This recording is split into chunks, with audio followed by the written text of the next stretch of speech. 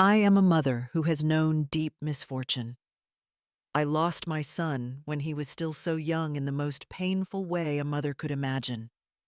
And now, I fear I am about to lose my daughter-in-law as well, to a fate just as cruel, perhaps even more heartbreaking and humiliating. How did everything come to this? Please listen to my story today. And to my dear viewers, I truly want to know where you are listening from. Tell me in the comments below. Also, don't forget to subscribe and like the video to support me. Your presence gives me strength. My name is Charlotte Jennings. I am 67 years old.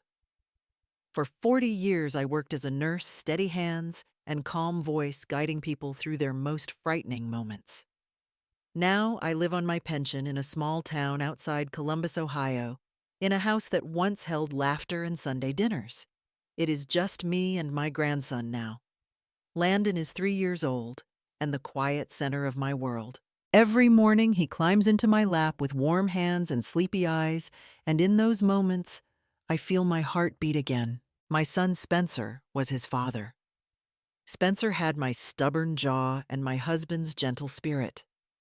He used to call me every Sunday morning just to ask what I was cooking. He married Brianna, a bright young woman who once smiled easily.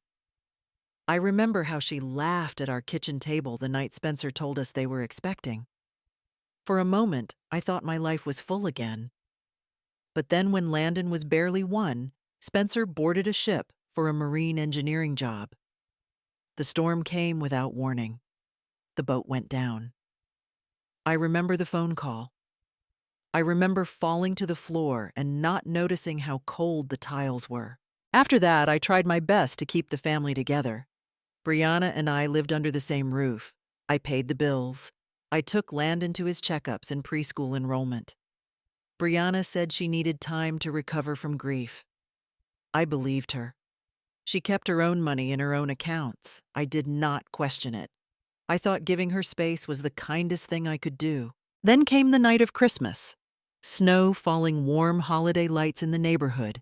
The kind of night when families gather and hold each other close. Brianna did not come home. The police called close to midnight. There had been an accident. A drunk driver had run a red light. She was alive but in critical condition. I remember my knees giving way. I sold the family house.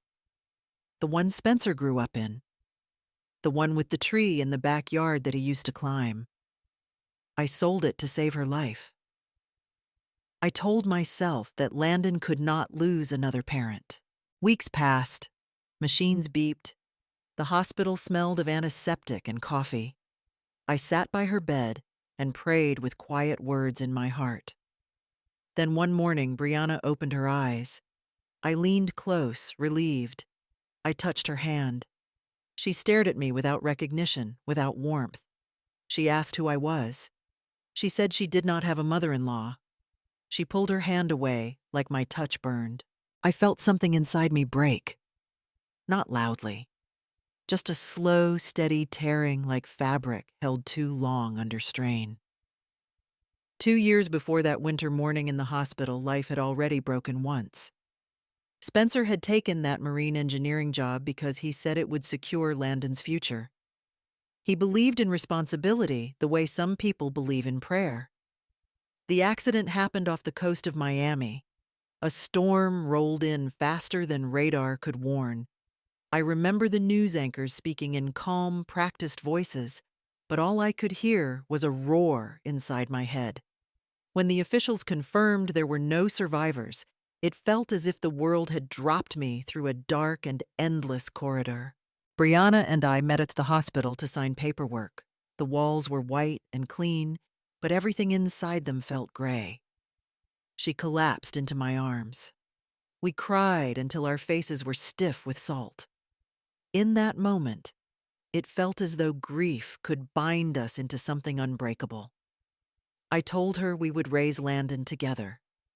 She nodded and leaned into me like a daughter who needed shelter. I thought it was love. I thought it was family forming itself again from ashes. We moved back into my house. The one with soft carpet in the living room and the window seat Spencer used to sit on when he was little. Brianna stayed in the guest room. Landon slept in a crib beside my bed. Some nights I woke to Brianna standing in the doorway watching us. I thought she was grieving. I told myself she needed time. I paid the bills. I cooked. I washed bottles and tiny clothes. Brianna spent afternoons out of the house. She said she was trying to find herself again. I believed her because I wanted to. I remembered being young and overwhelmed once. I remembered how long it took me to learn how to belong to life again after losing my husband. So I gave her space. I told myself that shared pain was a bridge, not a wedge. But small fractures began to show. When Landon took his first steps, he walked to me. Brianna smiled, but there was something thin and strained about it. When I packed lunches and filled out daycare forms, she would thank me. But her eyes were distant, like she was standing behind a glass wall. I thought I was imagining it. I thought maybe grief changed her shape and rhythm. What I did not see was how her reliance on me was not the soft trust of family, but something sharper, something calculating. I was the one steady place. I was income stability, the person who would not leave. And she held on to that not out of love, but necessity. I did not know that then. I still believed in the promise we made in the hospital. I still believed we were building something together. I would not understand the truth until much later. My pension was modest, just the monthly amount a retired nurse receives after 4 decades of lifting patients, staying late for double shifts, and holding trembling hands through pain. It was not a fortune. It was not the kind of money people brag about. But it was steady. It arrived each month like a quiet reassurance that I could keep the lights on and the house warm. I paid the electric bill, the water bill, the grocery bill.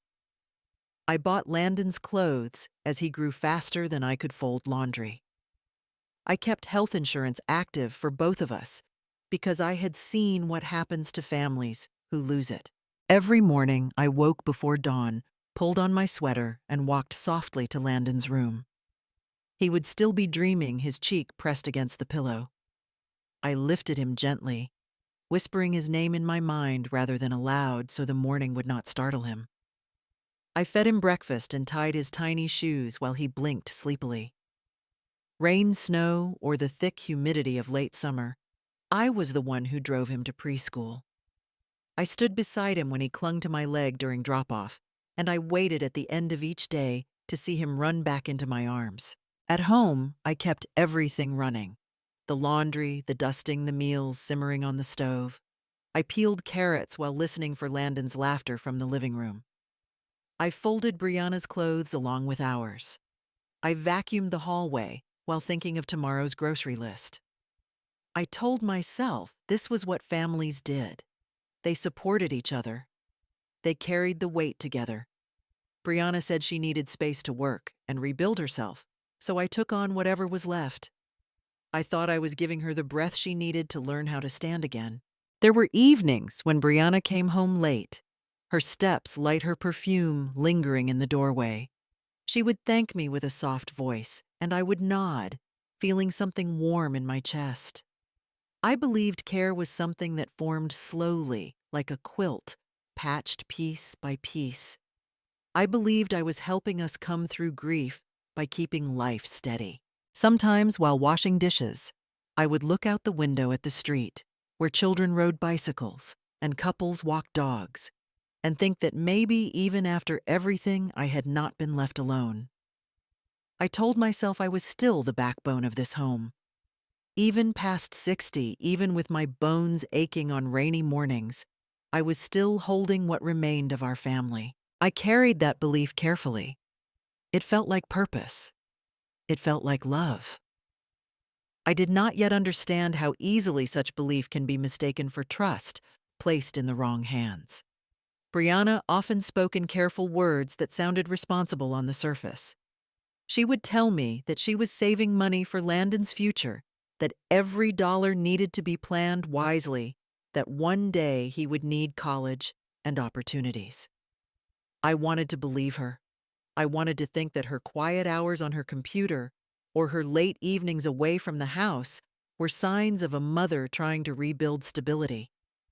I nodded when she said those things, and I continued paying for groceries, utilities, and supplies for preschool activities, convincing myself that someday she would show me what she had saved. But the savings never appeared. Nothing changed in our household. It was always my pension that covered everything. I began to notice small things first. A new bottle of foundation on the bathroom shelf, one I knew cost more than a week of groceries.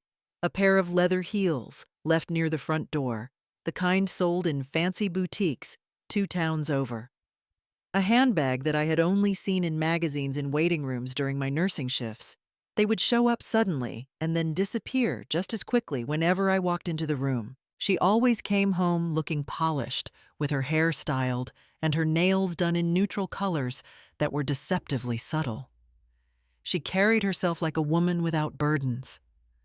I tried to tell myself she deserved some comfort after everything she had been through, but each time I looked at the bank receipts, each time I counted my pension envelope before paying the monthly bills, I felt a quiet pressure tightening inside my chest. There were mornings when she left for work wearing clothes I had never seen before. Fabrics soft and draped elegantly over her shoulders. She would tell me she got them on sale or that a co-worker had given them to her. The explanations were always gentle and vague. I accepted them because the alternative was to admit that I was being used, and I was not ready to face that. Her bank account was always closed off, protected by passwords and security steps that seemed unnecessary for someone who claimed to be struggling. She never offered to sit down and review expenses together. She never asked if I needed help, even when I skipped buying my own medications to make sure Landon had everything he needed. I told myself that keeping peace was more important than asking questions. I carried the weight quietly. I cooked dinner and folded laundry and kissed Landon's forehead each night. I tried to believe that patience could turn us into a real family. I tried to convince myself that love was still present beneath the silence and the secrets. But deep down, a part of me was already beginning to understand. I just was not ready to say it aloud. One evening, the house was quiet. Landon had already fallen asleep after a long day at preschool. I was washing dishes, the warm water running over my hands, when Brianna came into the kitchen. There was something different in the way she moved. Light, almost drifting. She stood beside me without speaking for a moment, as if waiting for the right breath. Then she said that she thought she deserved to be loved again. Her voice was gentle, almost casual, the way someone might comment on the weather. I turned off the water and dried my hands slowly. I felt a small stir of surprise, but I tried to keep my voice steady. I asked her who she had met. I tried to sound open, not accusing, not fearful.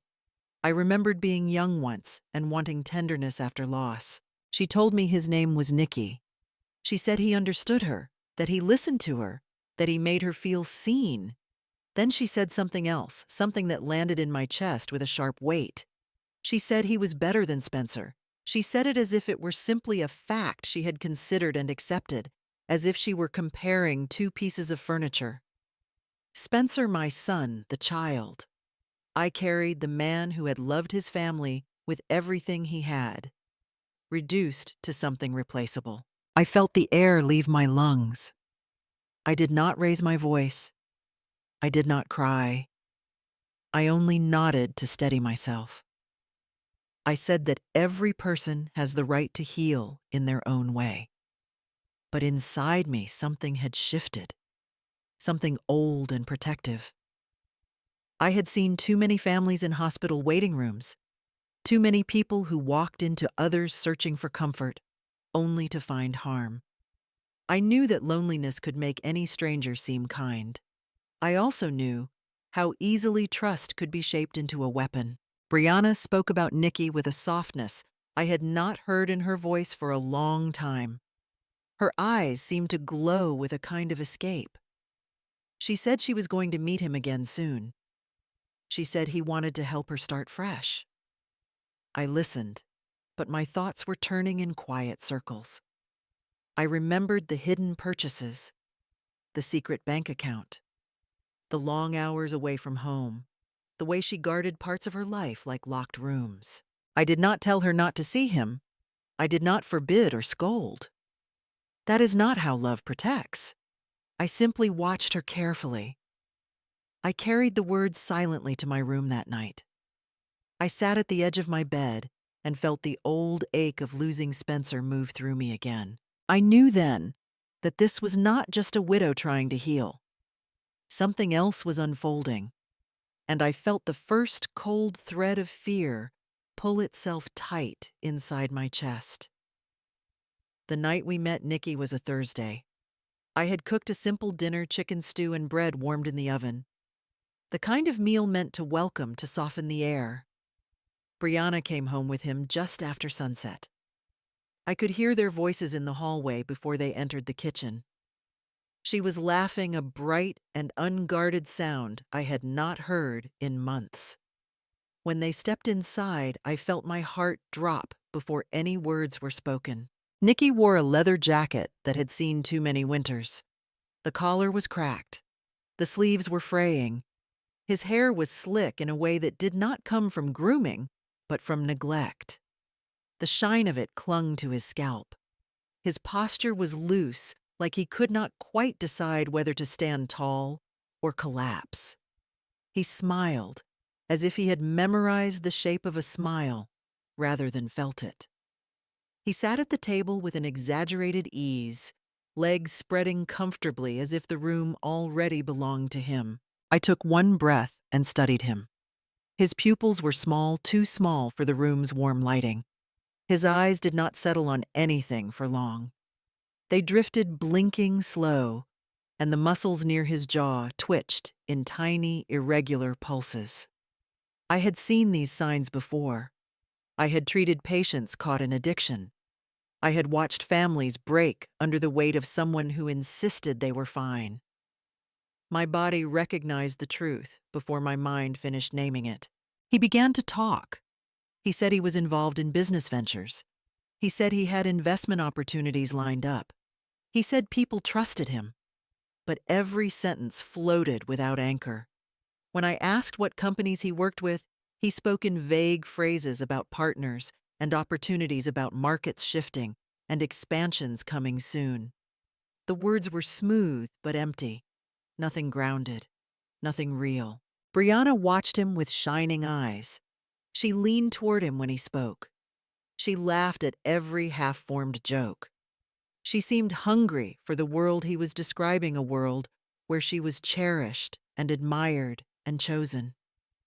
I saw how she looked at him the way someone might look at an open door, believing it leads to freedom rather than another room without windows. I sipped my water and listened. I felt a steady sadness spreading in me. Not sharp, not angry, just heavy. I could not tell her anything yet. Not without pushing her further toward him, not without making myself the enemy. So I smiled politely. I passed the bread. I let the conversation move around me like fog. But under the table, I curled my fingers into my palm. My daughter-in-law was walking straight toward a cliff, and she was calling it love. The next morning, I waited until the house was quiet. Landon was playing with his blocks in the living room, humming to himself, sunlight falling across his small hands. I approached Brianna gently, choosing my tone the way I once chose words while delivering difficult news to a patient's family. I told her that meeting someone online required caution, especially when a child was involved. I said that feelings could be real, but time was needed to understand who a person truly was. I spoke slowly, hoping softness would land where firmness could not. She stiffened before I even finished the sentence. Her shoulders pulled back, her breath grew sharp. She looked at me as if I had stepped into a room I did not belong in. Without raising her voice, she accused me of jealousy. She said I was envious of her happiness, that I did not want her to find love again. The words struck with a blunt force. I stood still, hands resting against the counter to keep myself steady. I tried to remind her that I cared about her safety and about Landon's stability, but she interrupted before I could finish. She said I was trapped in grief, that I refused to accept that Spencer was gone. She said she had the right to move forward, to start fresh, to choose a new life. Each word felt like a door closing. I watched her face and saw no warmth there. Only a determination that did not know me, did not remember the nights I held her when she cried for Spencer, or the mornings I woke first to care for her son so she could sleep a little longer. I told her I understood the desire to begin again. I told her I did not want to take anything from her. I only asked that she move slowly, that she protect the home we were trying to keep standing. But she had already turned away. Her expression had changed in a way I had never seen before. Something cold settled in her eyes like a winter frost spreading across glass. It was the look of someone who had already decided I belonged on the outside. She walked past me, her footsteps steady and deliberate. The distance between us did not show itself in raised voices or slammed doors. It appeared in silence, in the way she did not look back, in the way she did not ask if I was all right. I watched her walk down the hallway past Landon, who looked up briefly before returning to his blocks, unaware of anything shifting. I realized then that the cracks in this house were no longer invisible. They were widening, spreading under our feet. The family I had been holding together with quiet work and steady patience was beginning to pull apart, and neither of us said another word. The change happened quietly at first, the way a long shadow shifts when the sun moves only a little. Brianna's phone became an extension of her hand. She carried it from room to room, her eyes fixed on the screen, as though the world lived inside that small, glowing rectangle.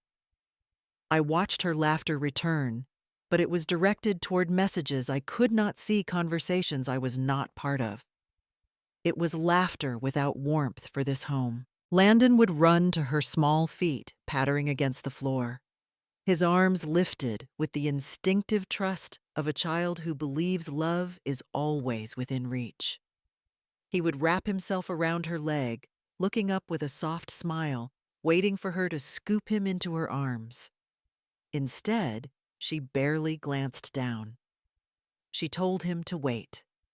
She said she needed a moment. The words were light, but the distance in her eyes was heavy. Landon would loosen his arms slowly, confusion clouding his expression before he turned and came to me. I learned how to catch him every time. The days settled into a quiet pattern of responsibility. I woke, first prepared breakfast, tied Landon's shoes, packed his bag. If it rained, I carried an umbrella large enough to shelter his whole small body. If he cried at the school door, I kneeled to hold him until his breathing softened. I came home and cleaned, cooked, and made sure the house stayed gentle enough for a child. There were nights when Landon whispered through tears that he wanted his mother, and I sat on the floor beside his bed, stroking his hair, wishing I could soften a loss that was not yet spoken aloud, but already felt. Sometimes Brianna would sit in the same room as us, but not with us. Her body was present, but her attention lived elsewhere. Her eyes flickered with anticipation each time the phone lit up. I saw joy there, but it belonged to someone on the other side of the screen. Not to her son. Not to the home we shared. I found myself remembering the early days after Spencer's death, when she and I held each other, when grief felt shared and intimate. The woman who once called me mother, who once rested her head on my shoulder like a daughter seeking safety, had faded into someone I no longer recognized. The distance between us was not loud. It settled like dust, slowly, until every surface of our home felt changed. I spoke less, choosing silence rather than conflict. But inside me, something ached sharply. Not anger, not jealousy. Something like standing in an empty doorway, watching someone walk farther away each day, knowing you cannot call them back. I realized that the home I had tried to keep whole was already tilting, and I was the only one still holding it upright. It was late evening when she approached me. The house was quiet, except for the hum of the refrigerator and the soft ticking of the wall clock. I was folding laundry at the dining table, a small rhythm I used to soothe myself. Brianna sat down across from me. Her voice was soft, almost gentle, but her eyes were sharp and steady in a way that made my spine tighten. She said she wanted to ask me something important. I waited, my hand still holding a small sweater of Landon's. She asked if she could borrow the house deed. She said it carefully, with a sweetness that sounded rehearsed. She wanted it to secure a loan. She said she and Nikki had an investment plan. She said there was an opportunity and we needed to act quickly. She said we could double our money. She said the house could work for us instead of sitting quietly as it was. She spoke of profit growth prosperity. She spoke of the future like it was already waiting for us to step into it. Then she dangled words of promise. She said once the investment succeeded, the whole family would be comfortable. She said Landon would have the best schools, the best life. She painted pictures of vacations, security, happiness. Her tone had the sweetness of someone offering a gift. But there was something underneath that sweetness, a pressure, a demand shaped into suggestion. I listened. I kept my breathing slow. I watched the way her foot tapped against the floor, the way her fingers twitched near her phone. I recognized that movement. It was the same restless energy I had seen in people who were clinging to hope that came from someone else's voice, not their own. The excitement was not hers. It belonged to Nikki. I could feel his presence in the urgency and the quickness of her words, in the way she waited for me to answer, as if time itself were threatening to disappear. I thought of the house, not as property, not as something that could be traded or borrowed against, but as the place where Spencer had taken his first steps, where Landon said his first word, where grief and love had shaped the walls. This house was the last solid ground I had, the foundation beneath my feet, the one thing I could still offer Landon without condition. I looked at her. She expected me to hesitate and then surrender. She expected me to be afraid of disappointing her. She expected me to cling to the idea of family above all else. And maybe she believed I would be too gentle to refuse. What she did not know was that I had seen this pattern before, the promises, the urgency, the charm wrapped around hunger. This was not about a future for the family. This was about draining the last thing I had left to give. I sat very still before answering her. The air in the room felt heavy, as if every memory in the house had paused to listen. I told Brianna that the house was not simply property. It was the place Spencer grew up. It was the place where Landon was supposed to feel rooted and protected. I said the house belonged to the future of that child, not to anyone's ambition or untested hopes. I said I would not allow it to be pledged, borrowed against, or used as leverage in a risky plan that neither of us truly understood. Brianna stared at me, and something in her expression shifted so quickly it almost startled me. The softness in her voice from earlier vanished. Her face flushed. Her breathing sharpened.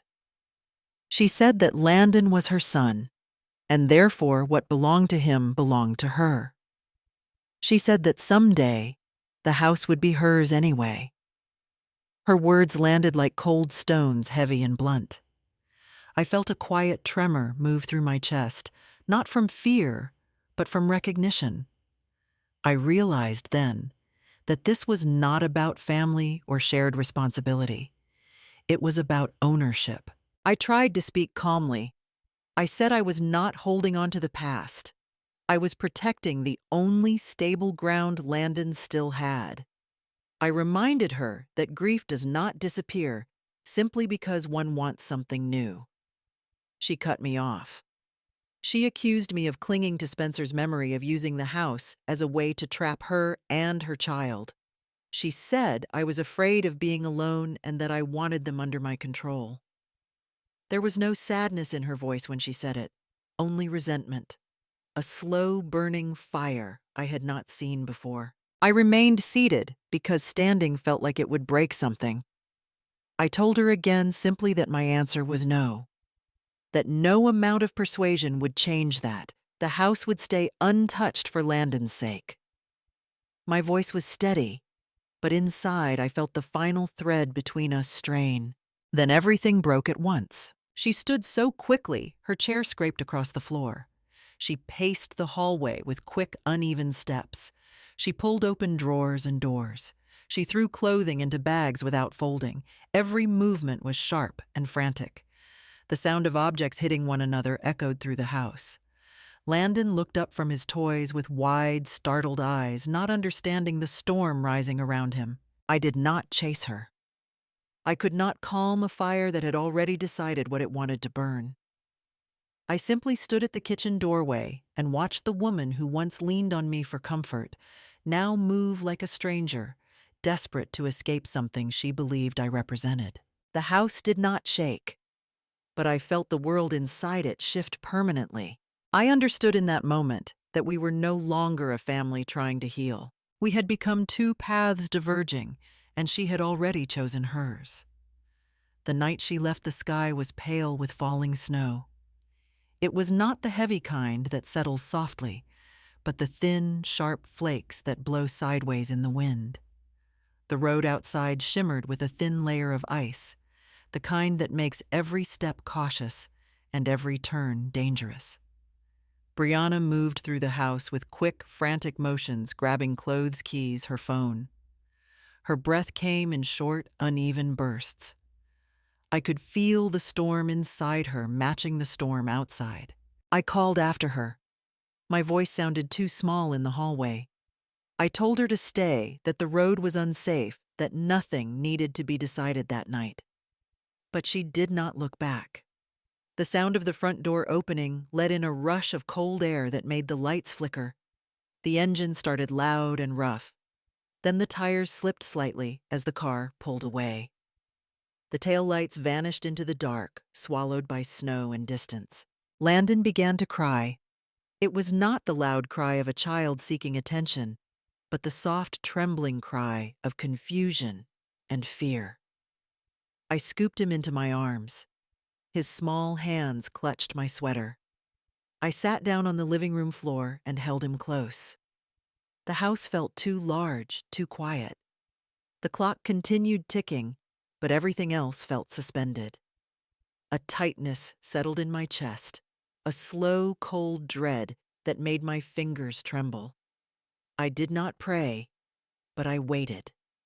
I waited because something inside me already knew. When the phone rang, it was 3 a.m. The sound cut through the silence like a blade. I answered, and the voice on the other end spoke in calm, professional tones. They asked if I was family. They said Brianna had been in a severe accident. They said she needed surgery immediately. The words felt distant at first, as if they were being spoken down a hallway I could not fully reach. Then they landed heavy and real. I felt Landon's weight against me, warm and trembling, and I knew I could not lose another parent for him. At the hospital, the lights were harsh and cold. The doctor explained the situation. The cost of the surgery was high. Insurance would not cover enough. Time was running thin. I stood near a vending machine where someone had spilled coffee earlier, and I stared at the stain, while the doctor repeated that the operation must happen within hours. When I went home to gather documents, I paused in front of a photograph on the shelf. Spencer smiling, holding a 1-year-old Landon in his arms. The smile was real. The warmth was real. I touched the edge of the frame. Then I turned away before the moment could break me. I signed the papers to sell the house. My hand shook so badly, the pen scratched the page. It felt like letting go of a life I had built piece by piece. It felt like saying goodbye to every memory stitched into the walls. But there was no choice. Landon could not lose his mother. Not like this. The apartment we moved into was small enough that I could stand in the center and almost touch both walls if I stretched out my arms. The paint on the walls had peeled in places, leaving uneven patches the color of old paper. The window looked out onto a narrow alley where the streetlights flickered instead of shining. It was 3 blocks from the hospital, close enough that I could walk there even when my legs shook from exhaustion. It was not a home. It was shelter. A stop between what life had been and whatever waited next. I laid a folded bath towel on the thin mattress for Landon, trying to soften the springs beneath. I told him it was an adventure. I said we were camping, that the city outside was just another kind of forest with different animals and different stars. He listened with the wide, trusting eyes only a child holds. He curled into the blanket I wrapped around him, his breath warm against my arm, and I tried to smile the way I used to when the world felt safe. Inside, something ached like a bruise pressed too often. Each morning began before sunrise. I carried Landon to preschool, my steps slow from the night spent in hospital chairs. Then I walked to the hospital where machines beeped steadily and the air smelled of disinfectant and asleep dreams.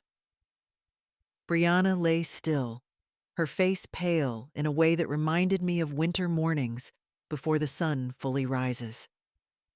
I sat beside her bed speaking quietly, telling her what Landon had learned that day, how he laughed when a pigeon landed on the playground fence.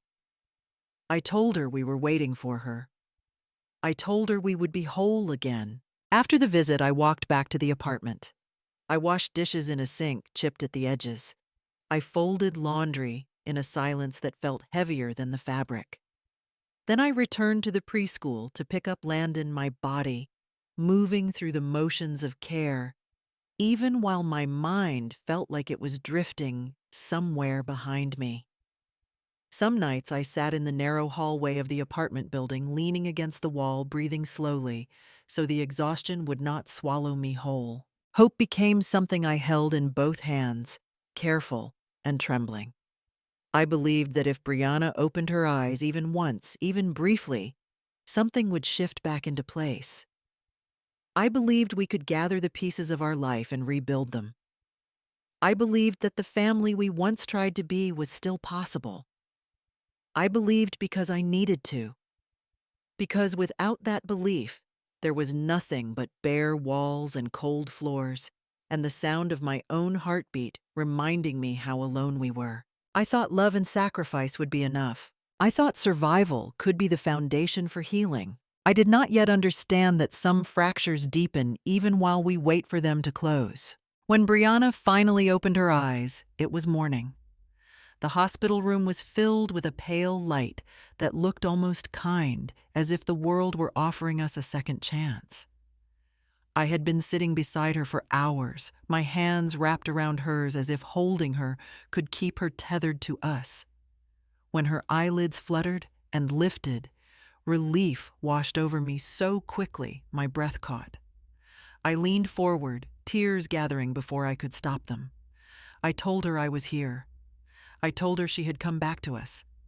I thanked God in a whisper I barely heard myself say. For a moment, I thought I saw recognition, a faint softening in her expression. Or maybe that was only hope inside my own eyes. Then she pulled her hand away, not with confusion or weakness, but with a deliberate, sharp movement. She looked at me the way one might look at someone who had walked into the wrong room. Her eyes were cool, untroubled, empty. I tried to speak again gently, reminding her who I was, reminding her where she was. I said my name. I said Spencer's name. I said Landon's. I watched each word fall between us and dissolve into nothing. She tilted her head slightly, studying me, and then spoke with a clarity that carried no hesitation. She said she did not know me. She said I needed to leave. She said I did not belong there. There were no cracks in her voice, no tremor of confusion or fear, only dismissal. I felt something inside my chest give way. Not with sound, not with drama, just a quiet tearing, the kind that happens when something has been worn thin for too long. I had held her while she grieved. I had fed her. I had cared for her child as if he were the last piece of my heart left in this world. And now she was erasing all of it with a few steady breaths. I asked if she remembered the house, the nights by the crib, the mornings at the kitchen table. I asked if she remembered Spencer, his laughter, his love, his face. She looked at me with the same cool emptiness. She said nothing of him. It was as if she had dropped him entirely from her memory or from her heart. I sat back slowly, my hands settling into my lap, feeling suddenly very old. Landon had drawn me a picture the night before. A picture of all of us holding hands beneath a sky he colored bright blue. I had folded it carefully in my pocket, planning to show it to her as a reminder of what we still could be. The paper felt heavy now, as if made of stone. I realized that the person waking in that bed was not returning to us. She was choosing to leave. And she began by removing me first. I stood there shaking after she told me to leave. The words echoed long after her voice stopped. I felt as if the floor had dropped beneath my feet. I could not make sense of what had just happened. I told myself it had to be the injury, the accident, the trauma. Something inside her must have been damaged. I pressed the call button with trembling fingers and asked for the doctor. My voice barely sounded like my own. It came out thin and cracked as if scraped raw from the inside. The staff arrived quickly, calm in the way only people who spend their days around crisis can be. The doctor greeted Brianna gently, asking her simple questions. Her name, the date, where she was. She answered each one with ease, her voice steady, her expression smooth. Then he tested her memory. He held up familiar objects, a pen, a hairbrush, the call button remote. She identified each one without hesitation. He asked her to describe what she had for breakfast. She did. He asked her to count. She counted. She responded to every direction without confusion. I watched from the corner of the room, my hands clasped so tightly together that my knuckles ached. I waited for a slip, a moment of uncertainty, a flicker of the injury I was sure must be hiding somewhere inside her brain. But everything flowed easily from her. No delay, no struggle. Her eyes never wavered. She spoke with a clarity that felt colder than the winter air outside the hospital windows. The doctor continued his examination. He checked her pupils with a small light. He asked her to follow his finger. He tested her grip strength, reflexes, coordination. Every response was normal. The room felt smaller with each passing second. My heartbeat thudded in my ears loud enough that I could hardly hear the questions anymore. I kept thinking, this has to be grief shock, amnesia, something real, something forgivable. When the doctor finished, he stepped slightly closer to me. His expression remained professional, but his eyes held something else. Something heavy with understanding. He spoke quietly, choosing his words carefully. There was no neurological impairment, no memory loss caused by trauma, no damage that would explain what she had said to me. He glanced toward Brianna, who stared back at me with calm detachment, as if we had never shared a home, a life, a child's laughter echoing through the hallway. The doctor looked back to me, his voice lowered. He told me she was not confused. She was aware. She was making a choice. I felt the truth settle in my body like ice. It did not shatter me all at once. It seeped in cold and slow. The kind of pain that does not scream but lingers. She had not forgotten us. She was abandoning us, and she wanted me to know it. The room was quiet in that careful hospital way where even the machines seemed to breathe softly. Brianna lay in the bed, her face carefully composed. her eyes avoiding mine, as if the space between us were a wall no one could climb. The doctor was beginning to jot notes preparing to leave, and the nurse stood near the foot of the bed, adjusting a monitor. I was still trying to swallow the weight of the truth the doctor had just confirmed. I kept thinking that maybe there was something I had not seen, some gentle explanation that could soften the edges of what was happening. Then Landon, in his small, patient way, stepped forward.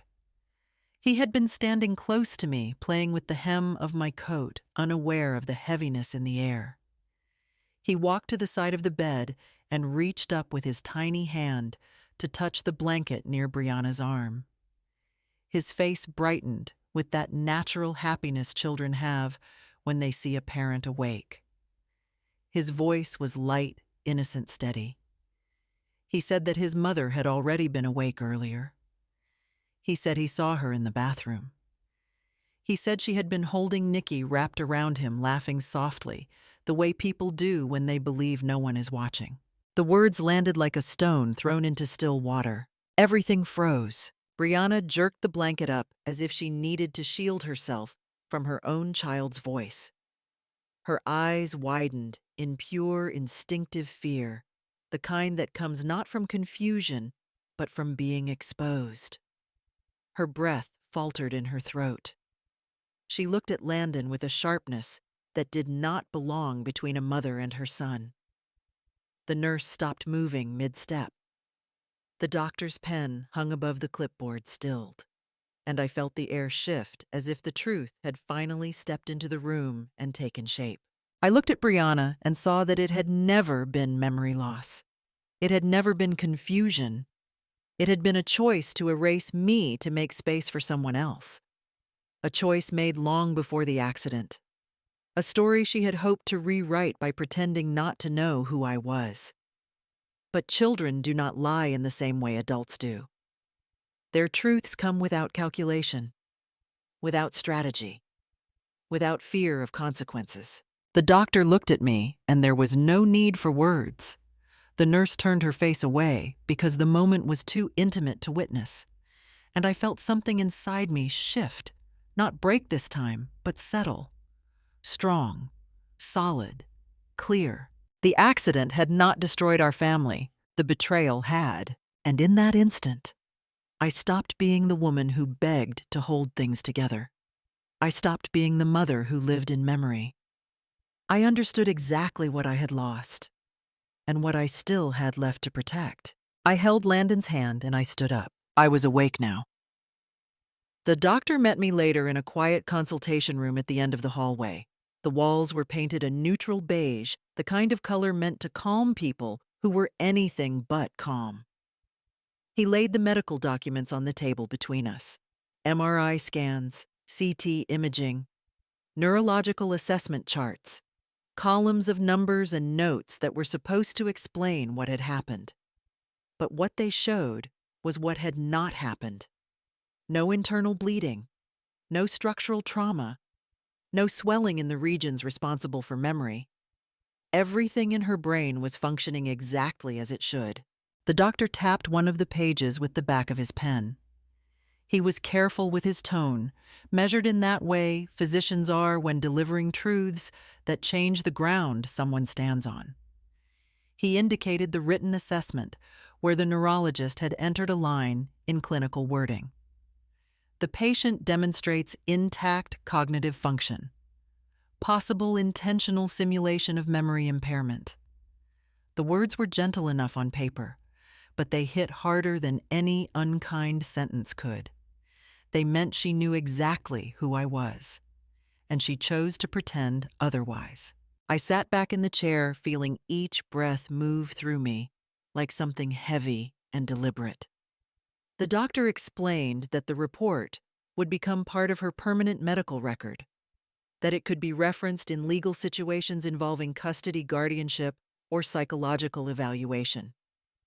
He did not say anything further. He did not need to. I understood the meaning. If this escalated into a courtroom battle, this record would speak even when I could not. I folded my hands in my lap. They were steady now, which surprised me.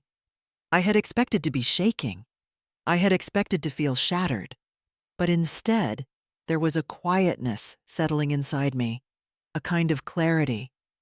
The grief was still there, yes, but it was no longer blinding. It was no longer the only thing I could feel. Beneath it, something else was forming. Purpose. I thanked the doctor. He nodded not with pity, but with respect, as though he knew what it meant for someone to stand up inside their own life again after being knocked down. I walked back to the room slowly, not because I was weak, but because I needed each step to settle that new understanding deeper into my bones. When I reached the door, I paused. Brianna was inside, speaking to a nurse with a softness in her voice I had not heard in months. She was performing again, shaping herself into the version she wanted others to see. But I no longer felt confused by it. I saw it clearly now. From this moment forward, every word she spoke mattered. Every expression on her face mattered. Every interaction with Landon mattered. I would watch. I would record. I would gather truth the way a gardener gathers seeds quietly and with patience. The foundation was set. The truth was no longer a question. It was evidence. I walked down the hallway with Landon in my arms, his small body pressed tightly against mine. The hospital lights hummed softly overhead, steady and indifferent.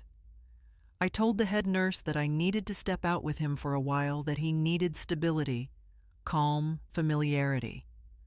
I kept my voice level, steady, almost gentle. The nurse nodded with understanding. She did not question me. People in hospitals recognize quiet desperation. They know when a person has reached a breaking point and begun to move in a new direction. I returned to the room briefly to gather our things. I moved quietly, careful not to disturb anything that would draw Brianna's attention. She was resting with her eyes closed, or pretending to. I could not tell any more where her truth ended and her performance began. I folded Landon's small jacket, the one with the tiny embroidered bear, and slipped his favorite stuffed animal into my bag. I packed only what we needed. I had no energy for sentiment. I had no room for memory. I was leaving the room not as someone grieving and lost, but as someone who understood what had to be done. Landon clung to me, his arms around my neck, his cheek against my shoulder. I could feel the tremor in his breathing. He did not understand everything he had seen, but children understand fear long before they learn to speak the word. He had seen his mother disappear once. He had watched the world shift beneath his feet. His small fingers curled into my sweater as if I might vanish next. I tightened my hold slow and firm, letting him feel the steadiness of my heartbeat. I whispered to him that I was here. I was not going anywhere. I would not let him be lost again. As I walked out of the hospital doors, the cold air met my face like a steady hand. Not harsh, not gentle, just real. The kind of cold that wakes the skin and clears the fog from the mind. The world outside was ordinary. Cars passed. People walked. Life continued. Yet something inside me had changed shape entirely. The woman who had once bent herself to keep peace was gone. The woman who believed love alone could hold a family together was gone too. What remained was a different kind of love, a fierce one, a protective one, a love that stands up instead of kneeling, a love that shields instead of pleads. I understood then that I could no longer be the soft center of this household. I was the wall now. I was the anchor. I was the one who had to make decisions, not wait for them to be made around me. I held Landon closer, breathing in the warm scent of his hair, and something in my chest settled with certainty. He had no one else, so I would not break. I would not bend. I would protect him. I would begin again. Robert Allen met me in his office on a gray afternoon, the kind where the clouds hang low and everything feels close to the ground. He had been one of Spencer's closest friends in law school, the kind of friend who showed up on moving days, holidays, and the nights when life felt too heavy to carry alone. After Spencer passed, Robert stayed present in quiet, consistent ways. He sent cards on Landon's birthdays. He checked in when winter came. He was someone who remembered, and remembering matters. I sat across from him now, Landon asleep in the stroller beside me, his small hands curled into loose fists. I told Robert everything. I told him about the accident and how the house had been sold to pay for Brianna's surgery. I told him how she awoke and pretended not to know me. I told him what the doctor had confirmed. I told him what Landon said at the bedside, in that innocent voice children have when they speak truth without knowing its weight. As I spoke, Robert's expression did not shift into pity. It sharpened into focus. He listened the way attorneys do when building something in their mind piece by piece. When I finished, he leaned back in his chair. He spoke slowly, but there was no hesitation behind his words. He said that what I described was not a matter of strained emotions or grief confusion. He said this pattern fit the structure of intentional deception. He said there were signs of financial manipulation, exploitation of vulnerability, and potential risk to the emotional stability of a minor. He named it clearly. He called it fraud. He called it endangerment of a child's well-being. I felt something inside myself settle at those words. Not relief, not shock. Something like the moment when a puzzle piece finally clicks into place. The shape of the situation had been there all along. I had simply not allowed myself to see it. Robert suggested we begin gathering evidence before any confrontation. He recommended bringing in a licensed private investigator, someone who specialized in civil investigations and financial tracking. He said that the key was not accusation, but proof. Proof that stands when challenged. Proof that speaks louder than tears, apologies, or carefully crafted lies. I agreed. The investigator he recommended was methodical and quiet. Someone who knew how to move through public record searches, background files, property databases, and digital communications without drawing attention. I gave permission for access to any remaining joint accounts, past bills, insurance communications, and correspondence. I provided every detail I could recall about Nicky. His last name, which Brianna mentioned only once. The town he claimed he grew up in.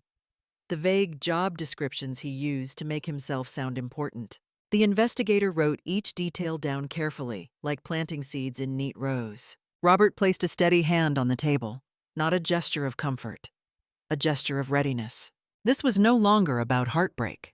This was preparation, the beginning of reclaiming everything that mattered. The investigator contacted Robert first. I was sitting at my small kitchen table in the rented apartment, Landon coloring quietly beside me, when Robert called and asked me to come to his office.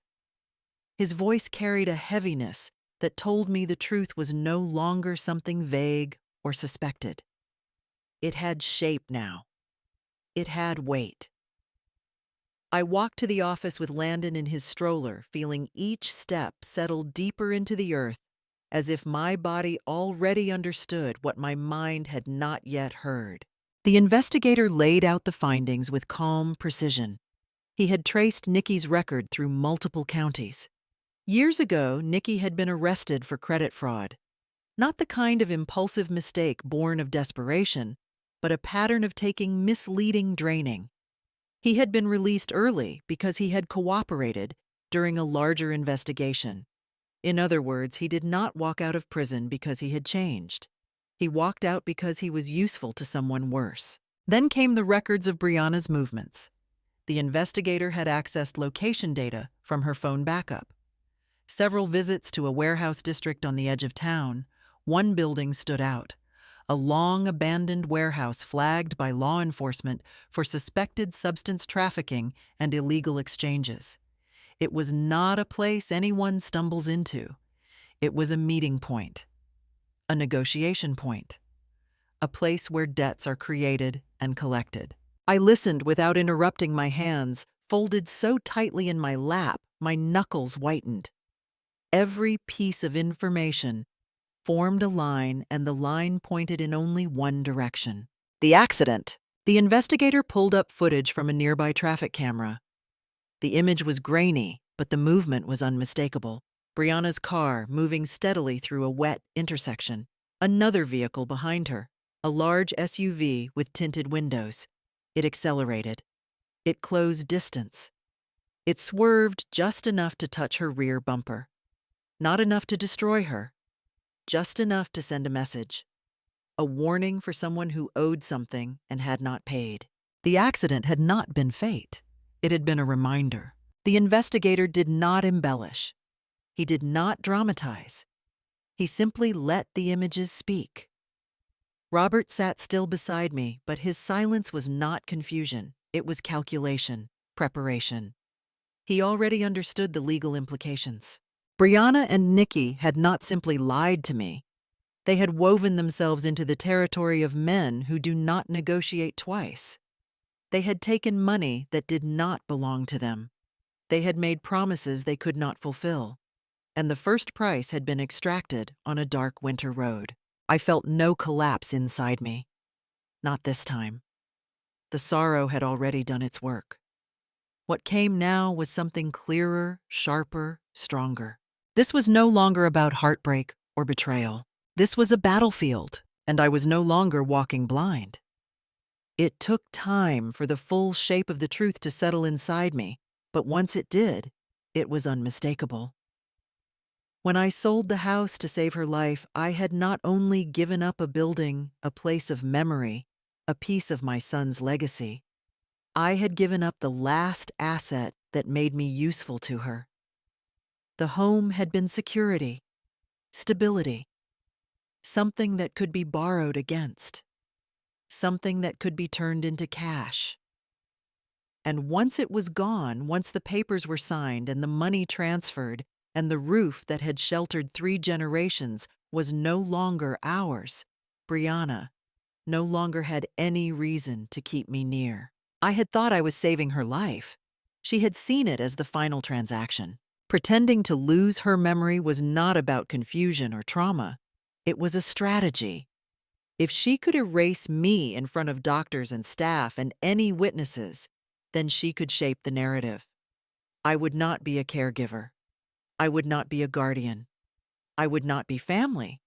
I would be a stranger standing too close. A presence without authority. And in cases involving a young child, authority is everything. Removing me from the picture meant removing my say in Landon's upbringing. It meant that she, as the only recognized parent, could declare herself the sole guardian.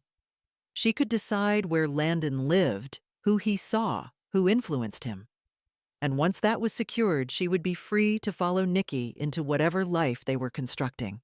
A life without rules, without accountability, a life spent borrowing and taking and running before the debt collectors caught up.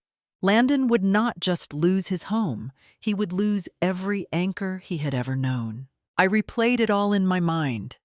The timing of her relationship with Nikki, the sudden complaints about money, the request to borrow the title to the house, the growing distance, the frantic departure that night, the collision that followed. And then the moment she woke up and looked at me with eyes emptied of every shared memory. It had not been a breakdown. It had not been shock.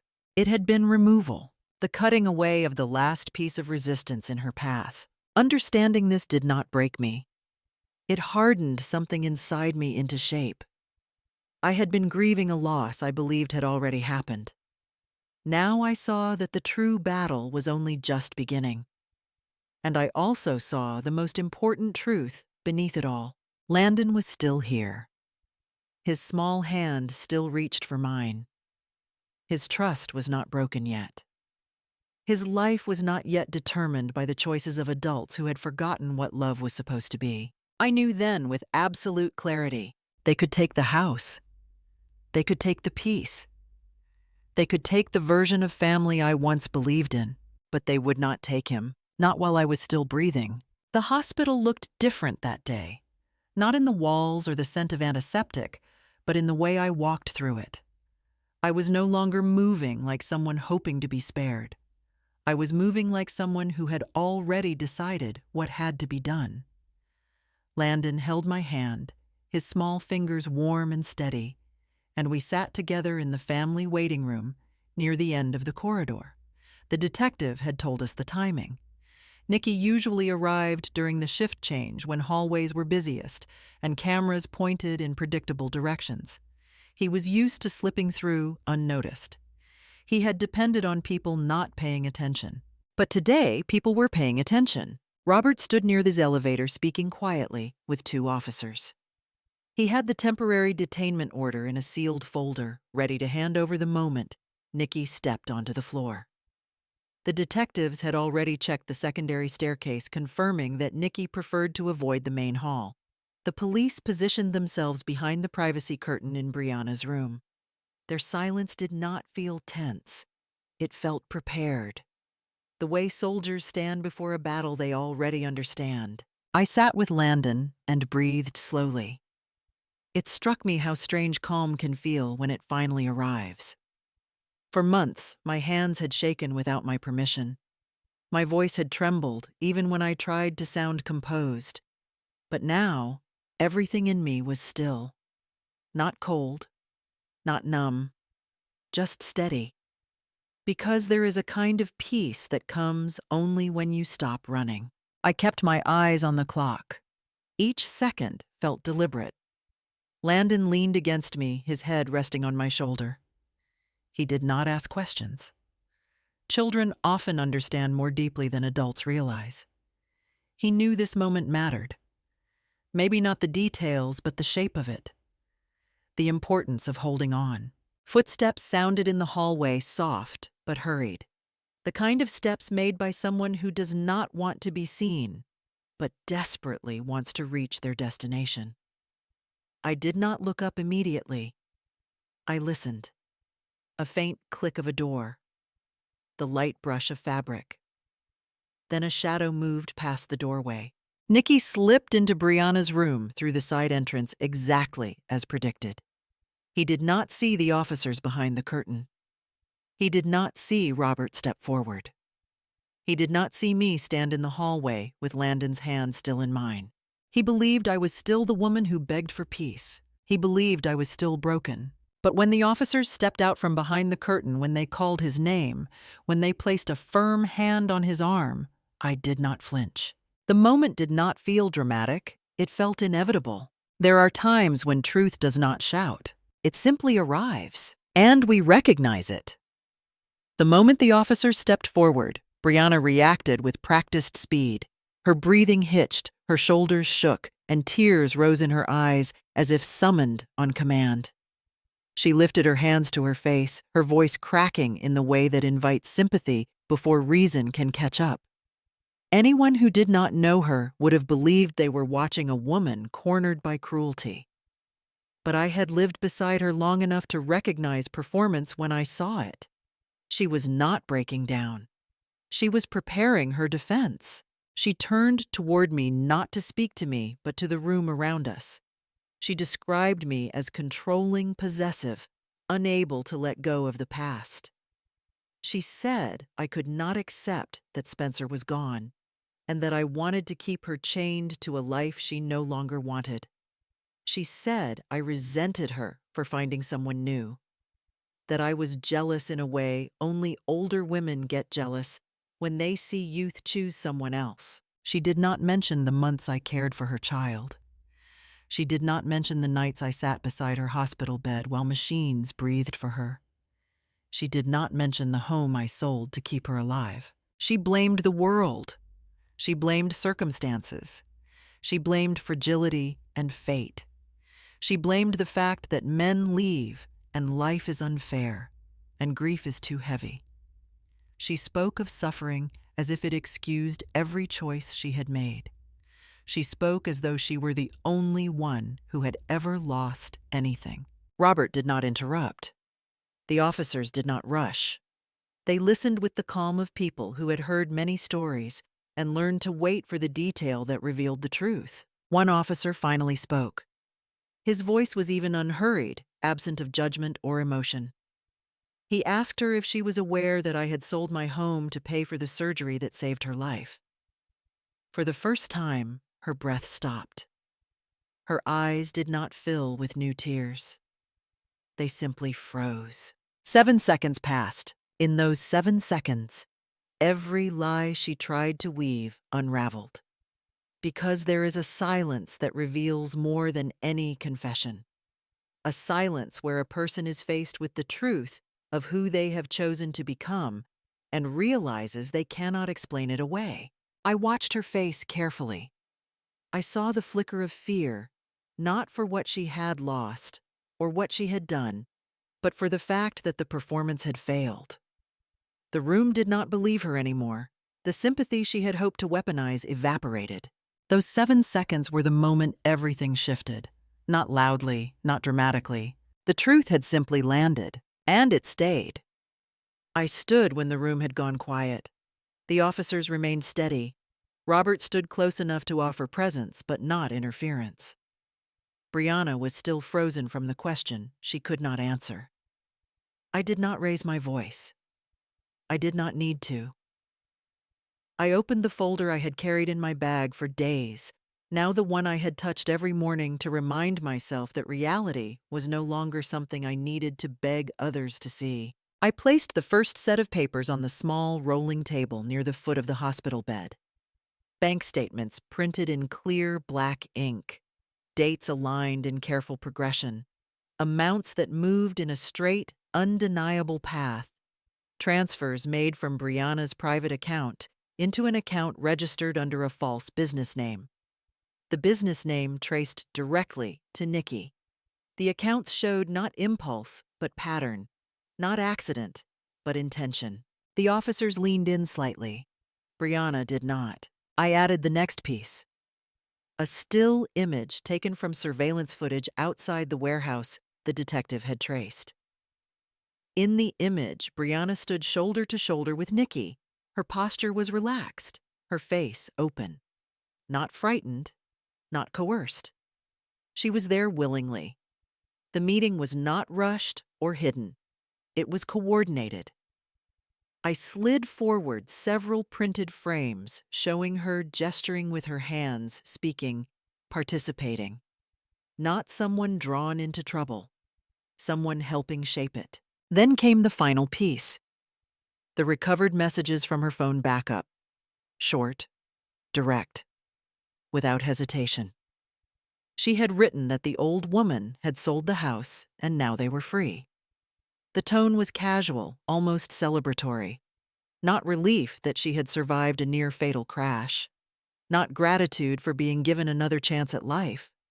Only satisfaction that the last resource had been taken and there was now nothing left tying her to the past. I did not look at her as I laid each paper down. I looked at Landon instead. His eyes were wide, not frightened but aware. He was too young to understand every detail, but he understood what truth feels like. Children always do. No one spoke for several long breaths. The room did not need words. Truth, when laid bare, fills space on its own. Brianna's tears dried on her face. She had no story left to tell. The officers exchanged a glance that said everything was now understood. Robert slowly closed the folder, not to hide anything, but to mark the moment as complete. This was never going to end in shouting. It was never going to end in dramatic confessions. It ended in facts, arranged in a straight line. It ended in the end of pretending. And for the first time in a very long time, I felt the ground beneath me settle. Not because I had won, but because I had stopped being afraid of the truth. The moment the officers stepped toward Nikki to begin formal questioning, something inside him snapped. It was visible in the sudden flicker of his eyes, a primal calculation, the instinct of someone who had spent a long time surviving by running before explanations could be demanded. He shoved the nearest nurse aside with a force that did not look like panic, but muscle memory. The startled sound in the room broke the stillness, that had held everything together only seconds before. He bolted for the hallway. His shoes skidded on the polished floor, the rubber soles squealing against the tile. The hospital corridor, usually a place of quiet steps and hushed conversation, echoed with the urgent pounding of his feet. Patients and staff turned their heads as he passed, confusion rising and dissolving before anyone could form a question. He sprinted toward the elevators but veered away at the last second, heading instead for the stairwell. He knew the layout. He knew the blind spots. This was not his first attempt to escape judgment. I followed as far as the threshold, not running, simply watching. There was no fear in me now, only clarity. Some things end not with speeches or apologies, but with the truth catching up to the person who has spent their life outrunning it. Outside, the cold afternoon air hit him like a wall. He stumbled across the pavement toward the parking lot, breath tearing in and out of his chest. He reached his old car, the paint chipped, the bumper dented. His hands shook as he fumbled with the keys. Metal struck metal. The lock would not catch. His fingers slipped. He cursed under his breath, but panic does not need language to speak. It speaks through the trembling of hands, through the wild darting of eyes, through the way a body flinches when it realizes it is out of time. One officer stepped in front of the car, blocking the hood with a steady stance that did not require aggression. It was the stance of someone who knew the outcome and simply waited for it to arrive. Behind Nikki, the investigator approached from the opposite direction, cutting off retreat. The parking lot around them seemed to hold its breath. Nikki looked from one side to the other. There was no alley, no unlocked door, no sympathetic witness to hide behind. Just the world closing in, not with cruelty, but with inevitability. The officer moved first. Not brutal, just firm. He twisted Nikki's arm, guiding him to the ground in one controlled movement. The sound of his body hitting the pavement was dull final. Then came the metallic click of handcuffs locking into place. Not loud, but unmistakable. A sound that meant the lies had run out of road. I stood at the edge of the lot, Landon beside me. The wind lifted the ends of my coat. There was no triumph in me, only release. Some truths do not need celebration. They simply settle. The room had not yet recovered from the sound of the handcuffs closing around Nikki when the officers returned to Brianna. She was still sitting upright in the hospital bed, but her posture had changed entirely. The confidence, the quick tears, the practiced, fragile softness were gone. Her shoulders sagged, as if the weight of every decision she had made was suddenly pressing down. The officer spoke evenly while informing her of her legal rights. The words were calm, clear, practiced, and they did not ask for argument. They simply marked the moment where responsibility could no longer be avoided. As the statement was read, Brianna collapsed. Her back bent forward, her forehead nearly touching her knees. Her hands trembled as the metal cuffs were fastened around her wrists. She did not fight. She did not cry in dramatic gasps. The performance had run out. Only reality remained. The nurses who had once greeted her with kindness watched in stunned silence. The doctors who had spent hours trying to save her life stood motionless, understanding now whom they had been saving. Other patients nearby stared with the kind of quiet that comes when truth reveals itself without needing to be explained. No one whispered, no one speculated. The evidence had spoken earlier, the consequences were speaking now. I stepped closer, but not to comfort her. There was nothing left between us that resembled comfort. I looked at her not with anger, but with a tired, steady sadness. I told her that Landon would grow and learn the truth in his own time. I told her that I loved him and always had. Then I asked her what she loved. The question did not need to be answered aloud. It hung in the space between us, heavy and honest. For a moment, she looked up at me. Not as a daughter of my late son. Not as the woman I had once believed I could share a home with. She looked up as someone who finally saw her own reflection clearly.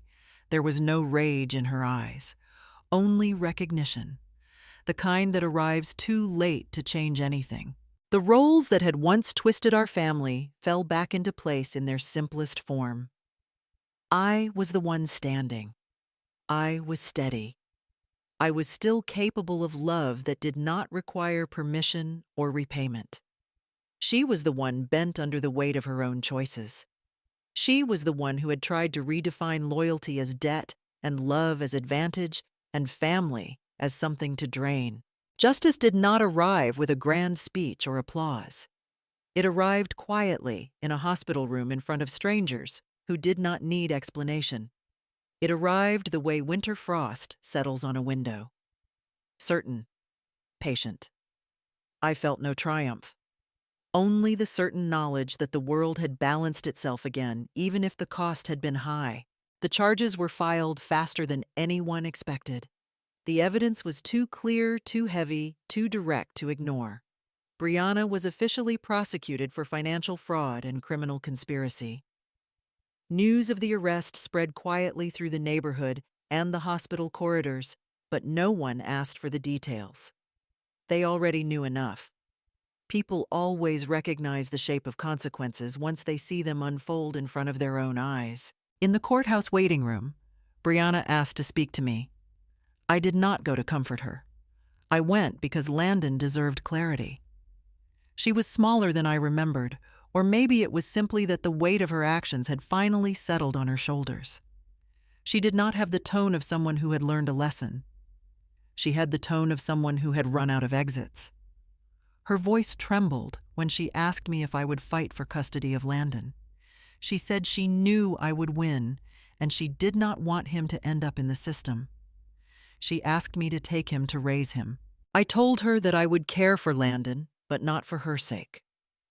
I told her that I would care for him because Spencer had loved him with his whole heart, and because Landon deserved a home grounded in love, not desperation and survival. She lowered her head, but there were no tears this time, just quiet acknowledgement. The kind that comes when a person realizes what cannot be undone. The house we once had was gone. The walls that carried my family's history were sold to save her life, and she had thrown that salvation aside. But I was not without a foundation. There had always been a small house I rented to an old couple, a property I had never spoken about, because it had simply felt like something private, something that belonged to the quiet part of my life. Along with the small emergency fund I had kept tucked away over the years, it was enough for Landon and me to start again. Not with abundance, but with stability. And stability is its own form of peace. We moved into that small house the week her sentencing began. The roof was clean, the rooms sunlit in the afternoon, the backyard simple but safe. I bought Landon a small wooden table where he could draw. I planted rosemary outside the kitchen window because Spencer always said it made a house smell like a memory of summer. At night, Landon slept curled against my side. His breathing slow, easy, steady. No crying, no fear, just rest. I learned then that a home does not need to be grand to be whole. A home is simply where love is quiet and consistent. The past had been burned down behind us, but what grew in its place was stronger. Not perfect, but ours. Evenings became our ritual.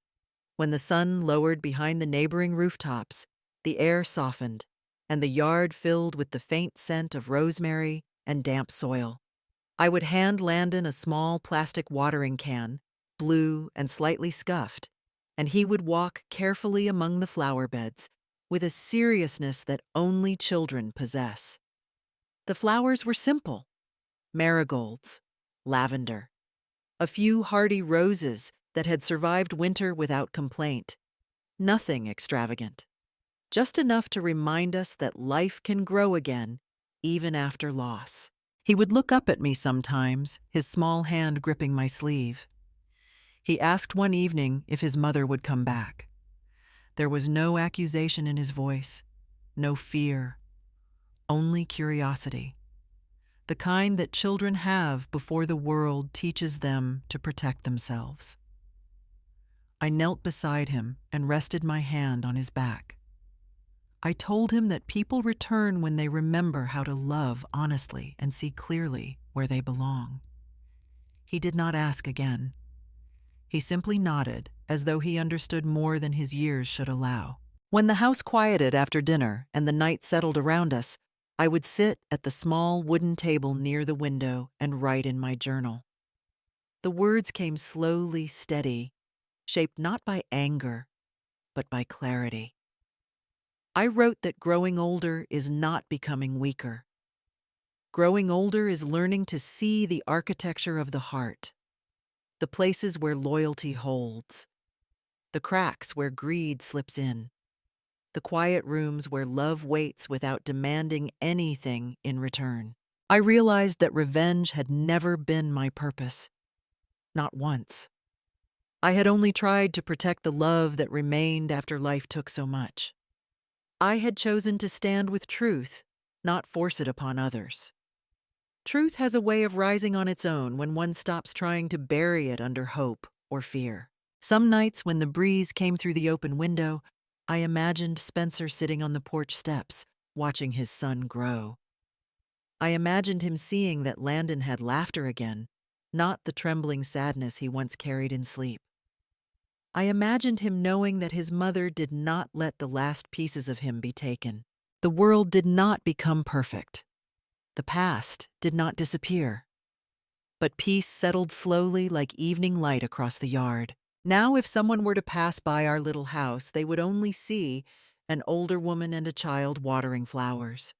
They would not see all the storms we had walked through to get here, but I see them, I remember them, and I know we survived. If you have ever been dismissed or underestimated, or told your pain was too small to matter, do not stay silent. Your story is yours. Speak it. That is where truth begins.